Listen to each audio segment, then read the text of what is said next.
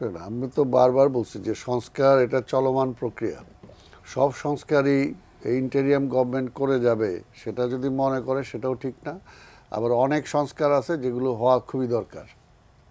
কাজেই তারা কি সংস্কার করতে চান, যেহেতু আলোচনা শুরু হয়েছে, আলোচনার মধ্যে দিয়ে বের হয়ে আসবে যে তারা কি কি করতে চান। এবং টাইম ফ্রেমের ব্যাপারে এটা আমি বারবার বলবো একই কথা, যে সেটাও আলোচনার মধ্যেই ঠিক হবে। সেটা এতদিন লাগবে, এতদিন পরে ওইভাবে বলে হবে না। তারা স্পেসিফিক যে আমাদের এতদিন লাগতে পারে, রাজনৈতিক দলগুলো আলোচনা করে যদি তারা কনভিন্স হয় হ্যাঁ হবে। কারণ আমি তো বললাম যে 3 মাস তো আমরা কেউ বলি নেই, এটা আলোচনা এখন পর্যন্ত সবাই আছে, যতটুকু যৌক্তিক সময় দরকার ততটুকু আমরা চাই। আর আরেকটা যেটা কামাল সাহেবের একটা পয়েন্টে যেটা আমি বলতে চাই, যেখানে বক্তব্য করার কোনো বিষয় নাই। বিষয়টা হলো যে আমি বলছি যে আজকের এই আন্দোলনের মধ্যে দিয়ে বিএনপির কর্মীরা নির্যাতিত, নিপীড়িত এবং আমরা সবাই এটার মধ্যে ক্ষতিগ্রস্ত। কাজেই সেই প্রশ্নে আমরা তো আমাদের নেতা কর্মীদের সহ, যেমন আমাদের নেতা তারেক রহমান প্রতিটা জেলায় তিনি যাচ্ছেন, প্রতিটা জেলায় যোগাযোগ করছেন, সেখানে যারা ক্ষতিগ্রস্ত হয়েছে তাদেরকে সাহায্য করতেছেন। আমরা তো সেটা করতেছি।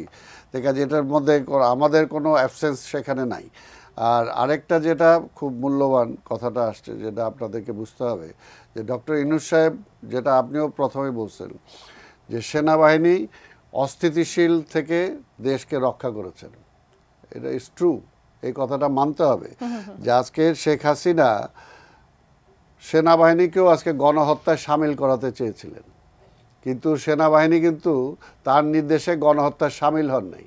বরঞ্চ তিনি সেখানে, সেনাবাহিনী আমরা দেখছি সেখানে বরঞ্চ সেটা ব্যারিকেড হিসাবে দাঁড়াইছে, যাতে পুলিশ যে হত্যাগুলো করতেছে এই হত্যা যাতে আরও না বাড়তে পারে।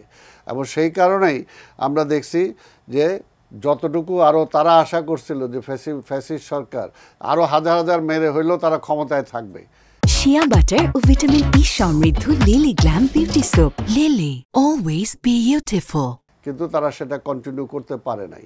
তো কাজেই এই কারণেই সেটা সম্ভব হয়েছে। আর গত 17টা বছর আমাদের তো এরকম হাজার হাজার, আমাদের অনেকে মারা গেছে, অনেকে গুম হয়েছে, তারপরও সেই আন্দোলনটা কিন্তু আমরা চালিয়ে এই পর্যন্ত নিয়ে আসছি। কাজে এটা বলা যায় না যে এই 10 দিনেই আন্দোলন হয়ে গেছে আর বাকিগুলো কোনো আন্দোলনের পার্ট না। এটা অবশ্যই আন্দোলনের টোটাল একটা পার্ট। চূড়ান্ত কখন হবে আমরা তো বারবারই বলছি, যখন অভ্যুত্থান হবে তখন শেখ হাসিনা পালাবে। তাই হয়েছে, তো অভ্যুত্থান তো হয়েছে। তা কাজে এটা কে হইলো, যদি কেউ বলে যে 5 দিনে অভ্যুত্থান হয়ে গেছে, 10 দিনে অভ্যুত্থান হয়ে গেছে, সেটা যদি কেউ বলতে পারে, কিন্তু সেটা জনগণই ঠিক করবে সেটা কি আছে। আর আরেকটা হলো যে 6টা সংস্কারের, এটা তো আমি বললামই, যে এর বাইরেও যদি কোনো কিছু দরকার হয়, এর বাইরেও হইতে পারে, যেটা আলোচনায় নাই। তবে আমরা এখন পর্যন্ত কিন্তু সরকার বলে নাই, এখন পর্যন্ত সরকার স্পেসিফিক বলে নাই যে এই সংস্কার দরকার। আমরা কিন্তু অলরেডি বলে দিছি, আমরা আগেই 31 দফার মধ্যে আমরা বলে দিছি যে এই বিষয়গুলো সংস্কার হওয়া দরকার। যেটা আমরা বলছি যে 2বারের বেশি কেউ যাতে প্রধানমন্ত্রী না হন। আমরা আরও বলছি যে প্রত্যেকটা নির্বাচন যাতে একটা তত্ত্বাবধায়ক সরকারের অধীনে হয়। আমরা কিন্তু আরও বলছি যে আমরা মানে দ্বিকক্ষ বিশিষ্ট আমরা পার্লামেন্ট চাই। তো এই ধরনের আরও অনেক কিছু আছে যেটা অলরেডি আমি বলে দিচ্ছি আমরা, কিন্তু সরকার কিন্তু এখনও স্পেসিফিক বলে নাই যে এই জিনিসগুলো সংস্কার করা দরকার।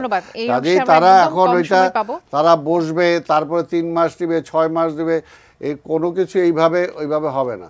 তারা বসবে, আলোচনা করুক, প্লাস পলিটিক্যাল পার্টিগুলোর সাথে আলোচনা শুরু হয়েছে, এটা করুক। কোন অবস্থাতেই আপনারা চাচ্ছেন যে এই আলোচনার মধ্য থেকেও নির্বাচনের রোডম্যাপে আসতে পারে, বললামই তো, পাশাপাশি যাবে। অর্থাৎ সব কিছুর মূলেই তো হলো নির্বাচন। তারা যত কিছুই করবে তার মূলেই তো হলো একটা সুষ্ঠু নির্বাচন, তাই না? যে একটা গ্রহণযোগ্য নির্বাচন, মানুষের ভোটের অধিকারটা যেটা 15 বছর ধরে ছিনতাই হয়ে গেছিল, সেই ভোটের অধিকারটা জনগণকে ফিরিয়ে দেওয়া। ধন্যবাদ।